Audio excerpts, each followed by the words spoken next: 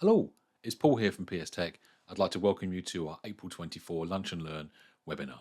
Before I jump into the topic, just want to give you some news if you haven't seen this by email, but we have moved. So we've moved from our old office to a new one to keep up for the demand for IT services, our cybersecurity service, and so on. We've had to upgrade our space to a more flexible, larger office space. We're still based in Uckfield in East Sussex, so you're very welcome to come and see us, sit down for a coffee, we can have a chat and discuss things. So today's topic is all about lists, in particular SharePoint lists. Now we always use lists, don't we, day to day for different things, normally to track information.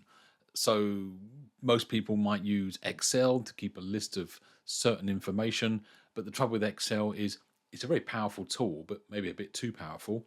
It's not always the most accessible either. And if you want to get clever with it, well, then you have to be an Excel expert, don't you?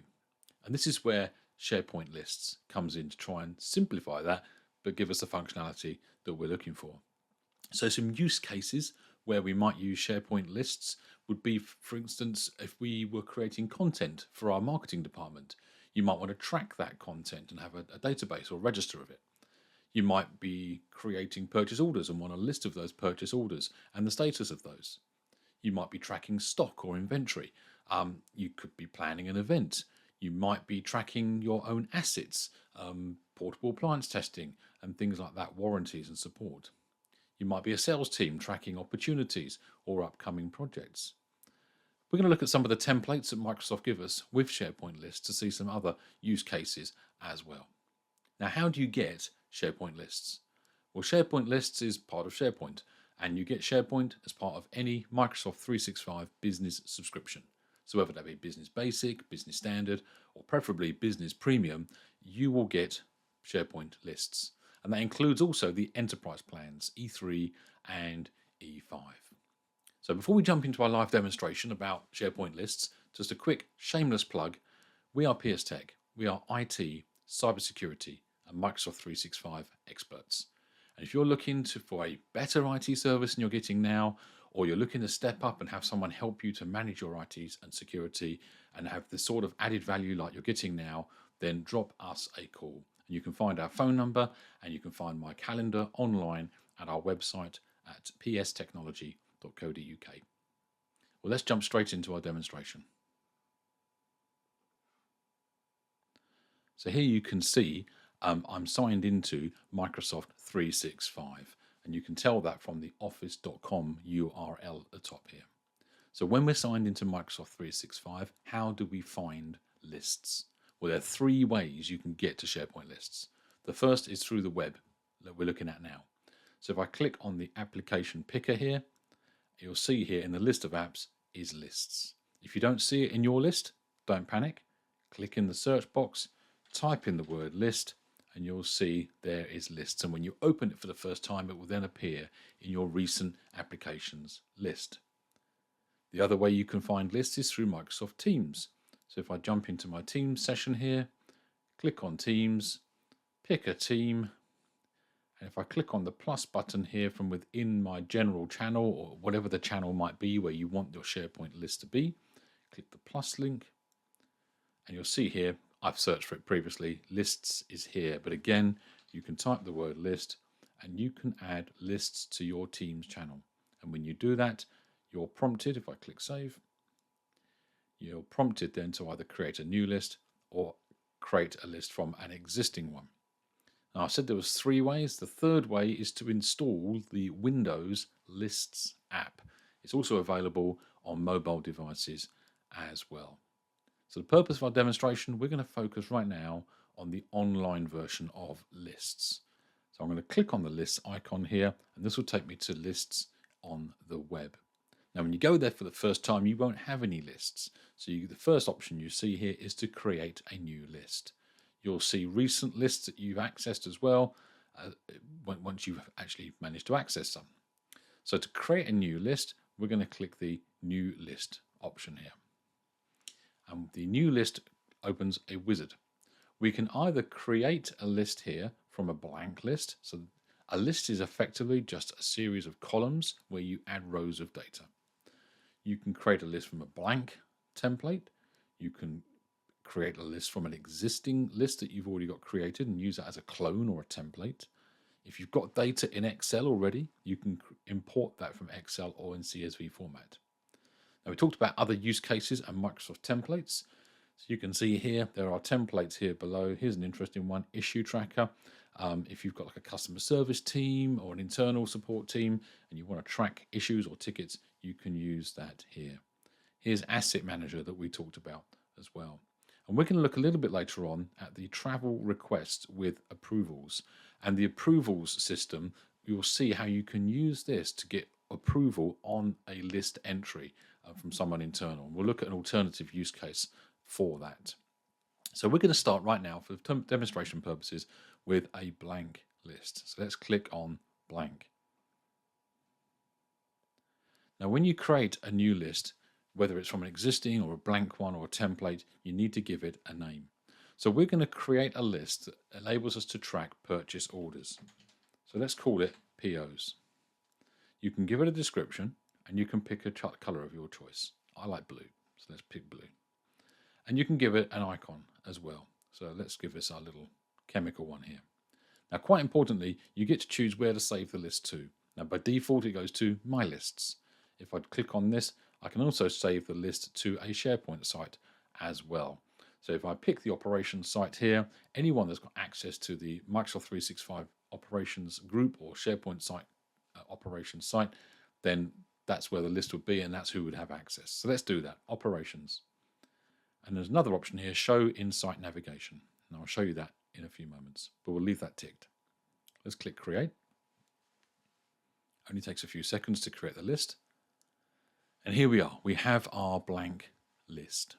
So we start off with one column at the very beginning and it's called title. And you can rename that column to whatever you want. Now we're going to rename that in a second.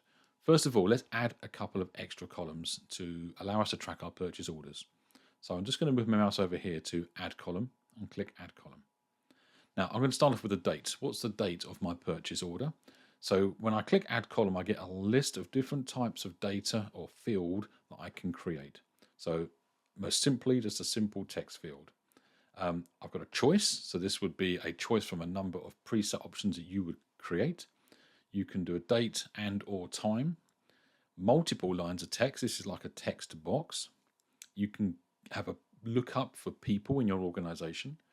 You can have a number and you can use that for calculated fields as well. You can have a yes, no toggle type choice. If I scroll down, you can have a column which includes hyperlinks, currencies, addresses / locations, images. If we're using SharePoint metadata, and we looked at that in an earlier Lunch and Learn, common questions about SharePoint, you can use internal tags for data as well. You can do a lookup. We'll do that in a moment. This is where we look up data from another source and so on. And there's more we can add as well through the show or hide columns and behind the scenes. And we'll look at that in our second example. So for this purpose, I said dates, didn't I? So we're going to add dates and time and click next. And that opens up a panel on the right where we put in the name of our column, the type, which has already been pre-selected for us. Do we want to include the time? Not particularly, but you might do. And the default value is just blank here. Let's just click save. Actually, I'm going to change the default value before I do that to today's date and then click save. That could be quite useful. Let's add another column. This is going to be our purchase order number. So I'm just going to make that as text because it's not a calculated field. Next, PO number, like so. And just a single line of text. Default value will leave blank and then click save. Okay, so I've got a couple of columns now that I have created. Now let's be clever now. Let's add another column and this time we're going to choose lookup. And what we're going to do is we're going to pick the name of the supplier that we're ordering from. Click next. And we're going to call this supplier. It's a lookup field. Select the list as a source. So where am I getting that list of suppliers from? Well, I created one earlier called suppliers. And you'll see another one here called customers we're going to use as well. Let's pick suppliers. And If you have multiple columns in the suppliers list, then you would need to choose which column it is that you pulling the data from. I only have one column called supplier, and then save. Now, let's go back to our first field, title. This is the one that Microsoft created for us, and it's the same in every blank list. I can rename this. So let's do that. I'm going to click on the little arrow, come down to column settings and choose rename. I'm just going to call this order description, like so, and then save. Now I don't want the order description on the left here. I don't want it to be my first column. So I can drag that by holding my mouse down onto it, and just dragging that across to after supplier. And that's now appeared over here. Now, little tip or little gotcha, if you're going to use this table as a lookup table for another one, then that column behind the scenes is still called title. Let's show you how to change that. I'm going to go up to the little cog symbol and choose list settings. And in my list of columns here that you can see, I have title. That's our original order description field. Let's click on the name of that and change that to order description, which is what we renamed it to on the actual list itself, wasn't it? Scroll down and click OK. Now if I go back to using the breadcrumbs to the name of the list, POs, in fact that's actually now taken us into SharePoint. So what I could do, if you liked the original lists interface, just go back to lists.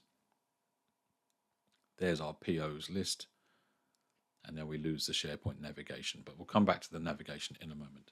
So order description is now called order description. Let's add a few more columns. Add column. I'm going to add one that looks up the customer name as well. So if we're ordering something in to resell to a customer, we can complete that information. Next, just choose customer here. Like so, it's a lookup, and the list we're going to use as a source is customers.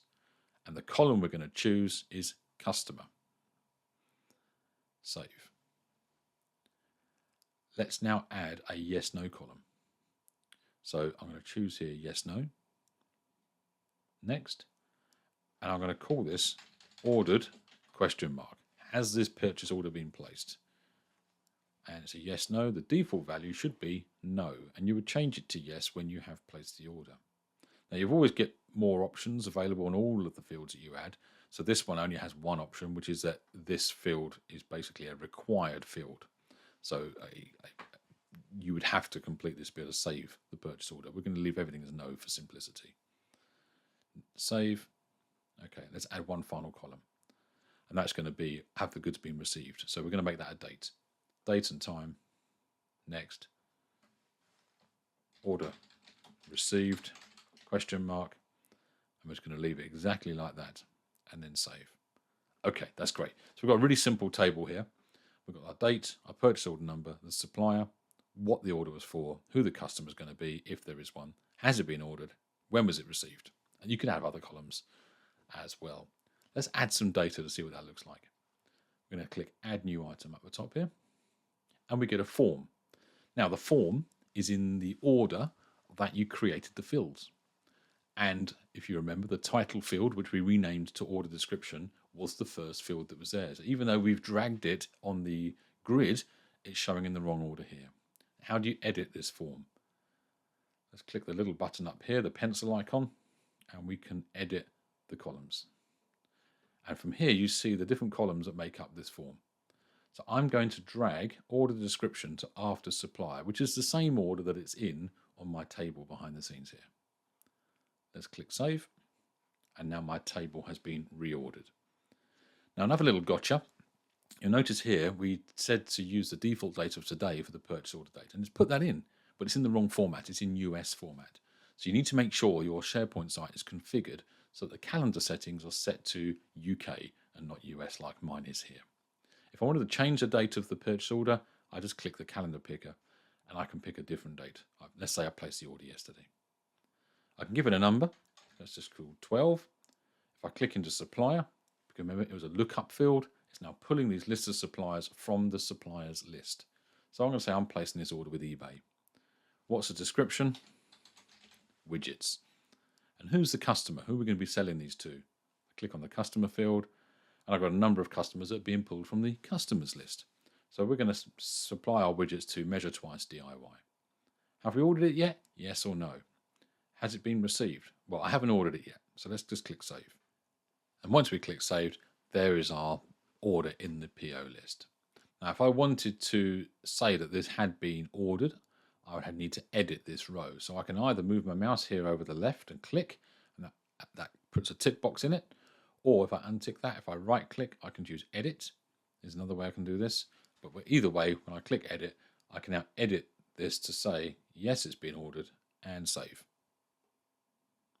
And now a tick box appears under ordered. Let's add another purchase order. Add new item. Again, today's date's fine. Purchase order number 13. The supplier this time is going to be Staples. And we're going to be ordering some staples from Staples. No customer, these are for the office. Have we ordered them? Yes, I have. And did I receive it? Yes, I actually ordered it same day and received it same day. Save. So you can start to see there how the list starts to pan out. Let's add one more. Purchase order number 14. Now, for your information, you can use something called a Power App behind the scenes to get the PO number field to be auto-incremented by 1 every time you create a new purchase order. But that's outside of the scope of what we have time for today. Let's order from Apple an iMac. And is it for a customer? It's for Crooks Security. And we're going to click Save. That's great. So we can start to get a see now what's been ordered, what's been received, who the supplier was, and so on. And you can sort this list very quickly as well by clicking on one of the column names here. So currently we are in order of how they've been added, but if I want to sort it by the supplier name, I can do that. And I can choose ascending or descending. I can filter as well. So if I want to see what's been ordered or not, I can say filter by. And I can say just show me all the no's, apply, and there's all the no's. Show me all of the, if I go back to the filter, show me all the yeses, apply that, and I only see those as well. And you can clear the filter down as well, just by clearing all and applying, and then see everything again. There's a number of things you can do around that. Now, there's some also other neat things you can do around conditional formatting and adding some color and logic to things. So as a very simple example, you can play with this. But if I click on the Format the Order Received column here, go to Column Settings and format this column. In here, I can specify formatting either around particular dates or other customized rules based on other columns. So let's go Format Dates. And straight away, you'll notice here my date field that I've got lights up in green. If I go Edit Styles, I can have these different styles here. So if the order is received before today, make it orange. If it's received today, make it green. If it's received after today, make it red. Now you can control these, and they may not be relevant to a purchase order, for example, but you can apply different rules to format the colors of things however you need. I'm going to click Cancel on that. Okay, so that's how to create a simple list. We're looking at the list here in list view at the moment, but you can have other views as well. So if I go over to the plus button in the top right here, I have the option here to create a view. And let's just call this, we'll call this ordered. Yes, no. And I'm going to make this a board. And we're going to organize this board whether it's ordered or not. And then click Create. So basically, any orders that are no appear in this column, and any orders that are yes appear in this column. And you might want to create a third option that says maybe if you had a choice, for example, you could say no, yes, or received and have your board based on that rather than yes or no specifically. To go back to the list view, just click All Items. To delete that view, just click on the view, click on the little drop down arrow here, and you can either rename the view, you can format the current view, edit it, or you can delete the view as well. Let's just delete the view. It's only the view we're deleting, the data remains as is. You have the options also up the top here on the menu to edit this in grid view, so a bit like editing Excel. If I click that, you'll see columns appear, and I can now, as I move my mouse over my cells highlight, and I can just click in there and type whatever I want. I can exit grid view as well. You can export your list into Excel, CSV, or if you're playing with Power BI, to that as well. You can do some automation around things that happen within the list. And you can also have alerts as well. So you can be alerted when there was a change to this particular list. Okay, that's great. Let's now look at another use case scenario. And that's where we're going to create a list where we are going to have an approval based on entries that are created. So I'm going to go back to Microsoft Lists here.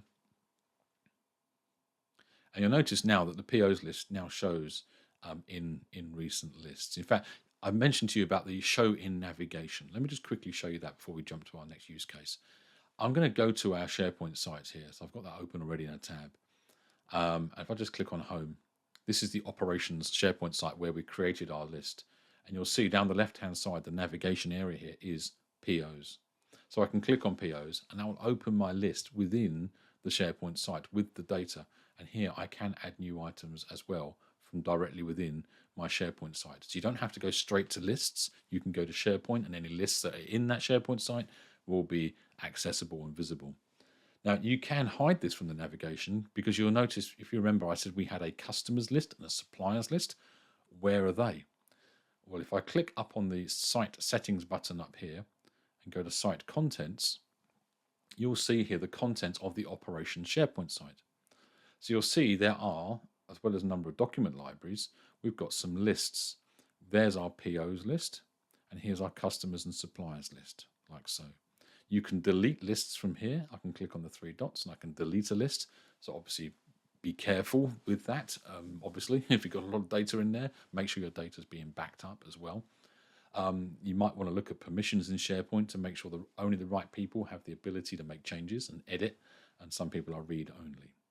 Okay, so this is where they would appear. If you wanted to remove POs from the navigation area, you'd click Edit in the navigation, and then next to POs there, you can either remove it or you can drag it around so that it appears elsewhere in your list.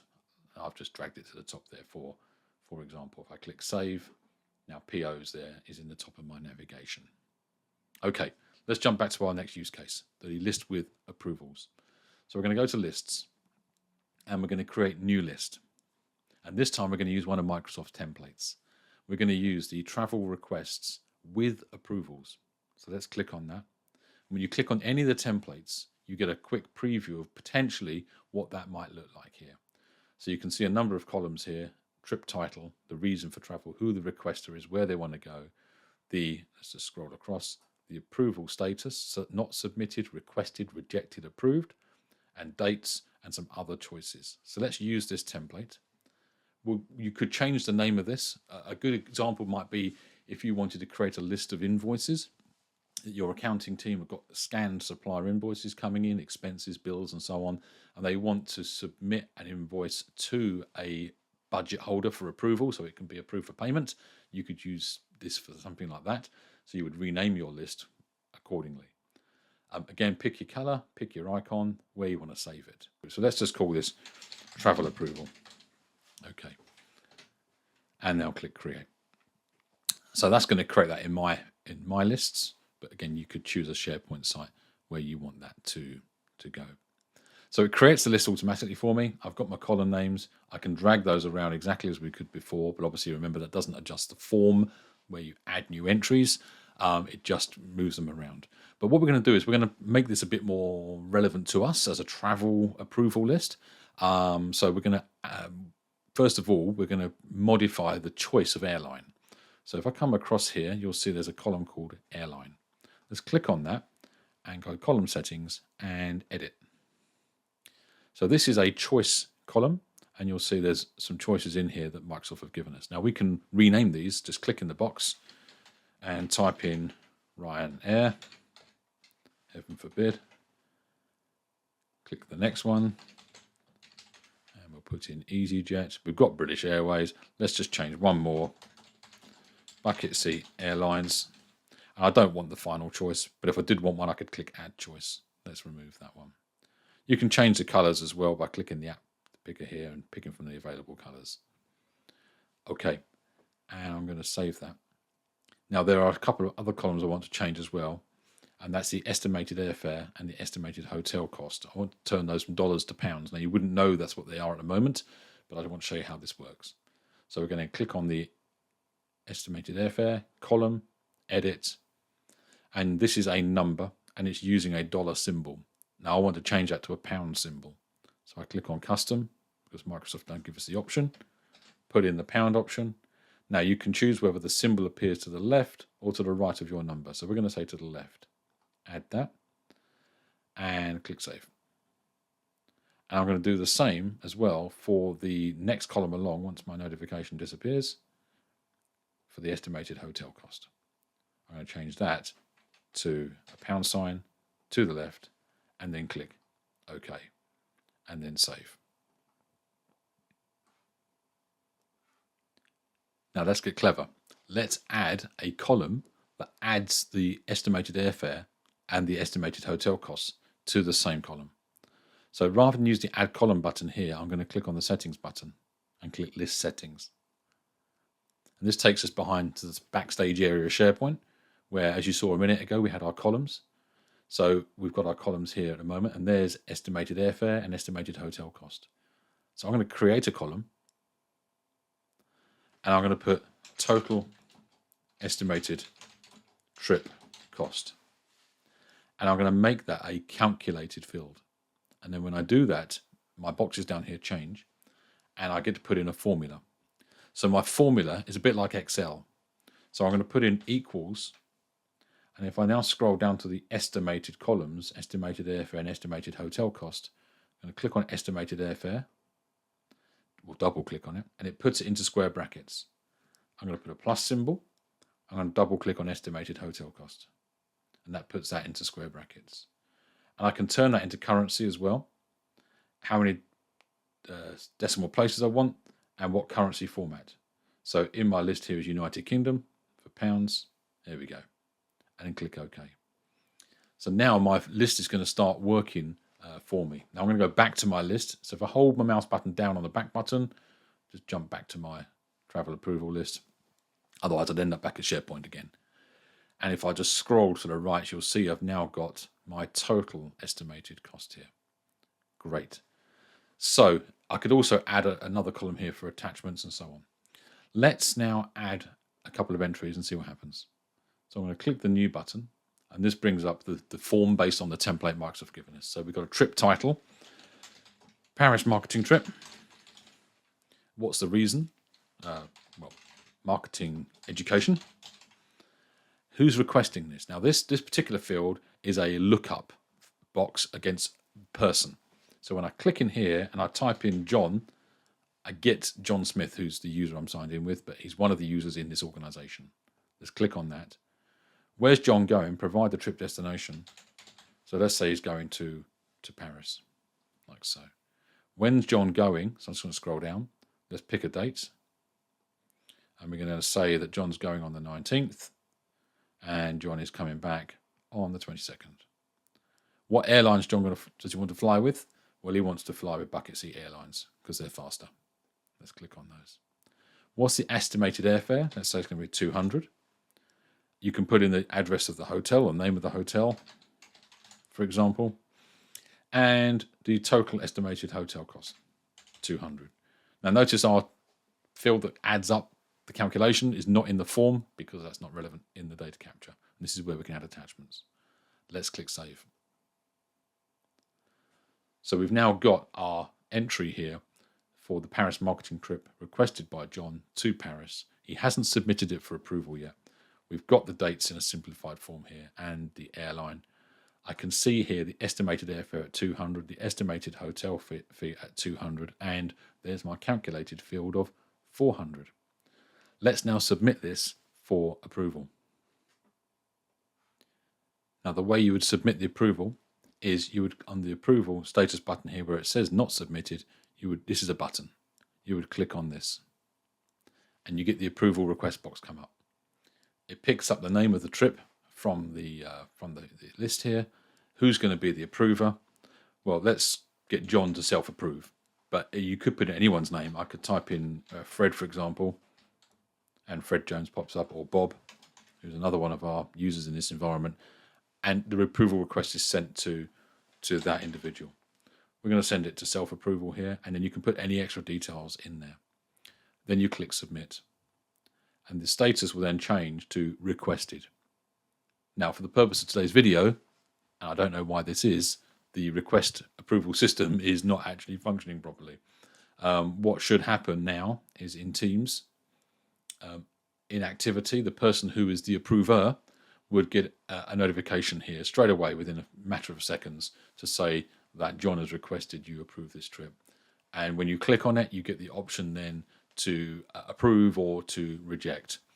Once that is done, the status here will change from requested to approved or rejected. But right now, if I refresh this screen, it's actually, a minute ago, it was coming up with not submitted.